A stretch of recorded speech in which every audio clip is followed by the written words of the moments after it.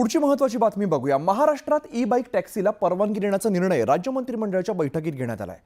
परिवहन विभागाकडून हा प्रस्ताव आज मंत्रिमंडळ बैठकीमध्ये मांडण्यात आलेला होता। मुख्यमंत्री देवेंद्र फडणवीस यांच्या अध्यक्षतेखाली आणि उपमुख्यमंत्री अजित पवार आणि उपमुख्यमंत्री एकनाथ शिंदे यांच्या उपस्थितीमध्ये झालेल्या बैठकीमध्ये महाराष्ट्रात फक्त ई बाईक टॅक्सीलाच परवानगी देण्याचा निर्णय घेण्यात आल्याचं परिवहन मंत्री प्रताप सरनाईकांनी माध्यमांना सांगितलं। सर्व मंत्री महोदयांनी बाईक टॅक्सीला महाराष्ट्रामध्ये आज परवानगी दिलेली आणि त्या माध्यमातून बाईक टॅक्सीला परवानगी दिल्यानंतर ई बाईक आम्ही ह्या महाराष्ट्रामध्ये राबवणार आहोत। प्रामुख्याने सर्वसामान्य सिंगल प्रवाशांना जी गैरसोय होत होती आणि तिप्पट भाडं द्यावं लागत होतं रिक्षा करता किंवा टॅक्सी करता, तर ते न देता आता बाईक टॅक्सीच्या माध्यमातून सर्वसामान्य प्रवाशांना पूर्ण महाराष्ट्रामध्ये बाईक टॅक्सीचा प्रवास कुठेही करता येईल आणि 15 किलोमीटरपर्यंत त्याचं ते अंतर मर्यादित ठेवलेलं आहे। पुढची मोठी बातमी बघूया। राज्य सरकारने फास्टॅग संदर्भात मोठा निर्णय घेतलेला आहे। आजपासून प्रत्येक टोल नाक्यावरती फास्टॅग लावणं अनिवार्य असणार आहे। जर तुम्ही रोख, कार्ड किंवा यूपीआयद्वारे टोल भरला तर तुम्हाला टोलचे डबल पैसे भरावे लागतील असा निर्णय घेण्यात आलेला आहे। टोलवरील लागणारा वेळ आणि फास्टॅगचा गोंधळ टाळण्यासाठी प्रत्येक वाहनांना फास्टॅग लावणं हे आता अनिवार्य असणार आहे। MSRDCकडे असलेल्या टोल नाक्यांवरून प्रवास करणाऱ्या प्रवाशांना फास्टॅग बंधनकारक असेल, अन्यथा वाहनधारकांना दुप्पट पैसे द्यावे लागतील।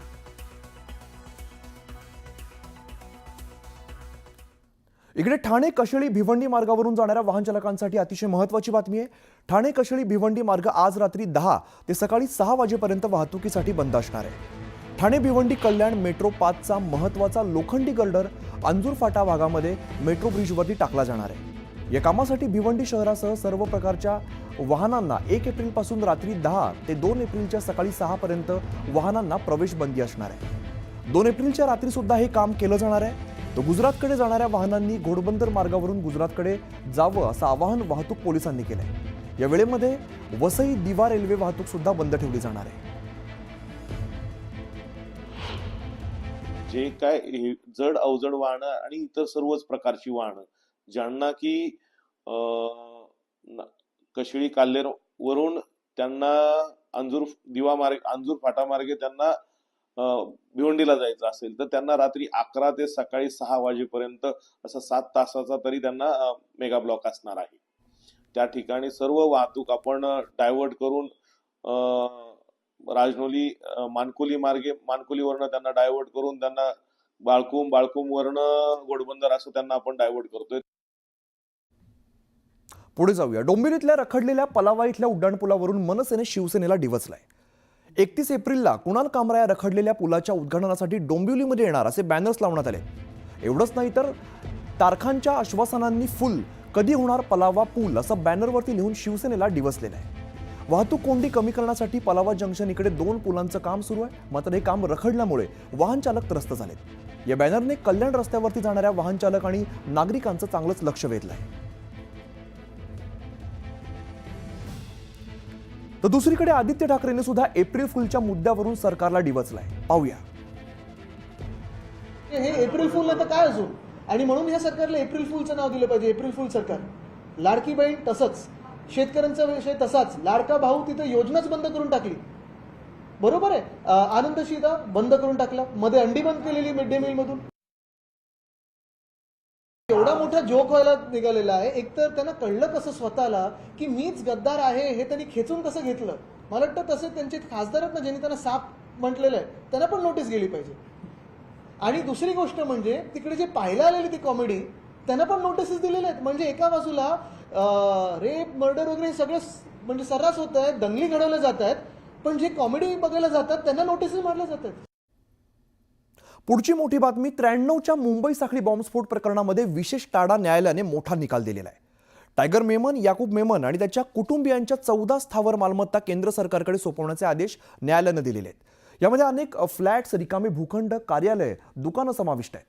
या मालमत्ता 1994 मध्ये जप्त करण्यात आल्या होत्या। सध्या त्या मालमत्ता मुंबई उच्च न्यायालयाच्या कोर्ट रिसिव्हरकडे आहेत।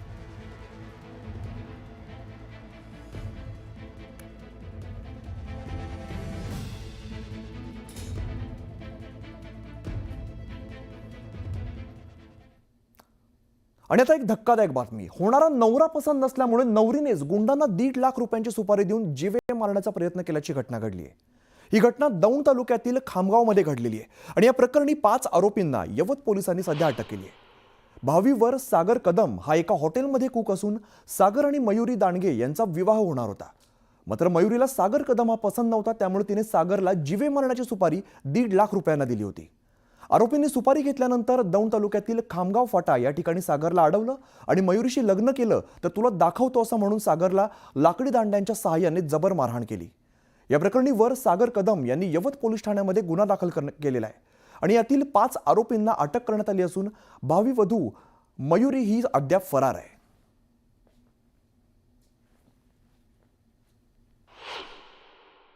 तिथून आम्ही मूवी पाहून माघारी रिटर्न येऊन मी तिला तिच्या मामाच्या मुलीच्या घरी सोडले आणि तिथून एक काही अंतरावर गेला असता 1 किलोमीटर अंतरावर गेला असता मेन हायवेला मला काही एक 4 व्हीलर गाडीने 3-4 लोक उतरले त्या गाडीतून, मला अडवलं आणि मारायला सुरुवात केली. लाकडी दांड्याने वगैरे त्यांनी मारपीट चालू केली. त्यामध्ये माझा पाय पूर्ण फ्रॅक्चर झालेला आणि डोक्याला वगैरे पाठीला वगैरे मार लागला होता पूर्ण. आणि मारत असताना त्या गुंडांनी खूप धमक्या वगैरे दिले, मयुरीशी लग्न वगैरे करू नको, त्या मुलीचं नाव घेऊन तिच्याशी लग्न केलं तर तुला पूर्ण जीवे मारू वगैरे. आणि त्याच्यानंतर मी पूर्ण मारल्याच्या नंतर मी बेशुद्ध अवस्थेत पडलो होतो. हा प्रकार एका मुलीनं तिला लग्नासाठी जो वर आलेला आहे तो तिला आवडत नसल्यामुळे तिला त्याच्याशी लग्न करायचं नसल्यामुळे त्यानं तिला नकार द्यावा यासाठी 1.5 लाख रुपयांची सुपारी देऊन त्या ठिकाणी तिच्या काही साथीदारांना त्या ठिकाणी तिनं पाठवून त्या ठिकाणी त्याला मारहाण करण्याचा प्रयत्न झालेला आहे आणि त्या अनुषंगानं आम्ही गुन्हा दाखल केलेला आहे.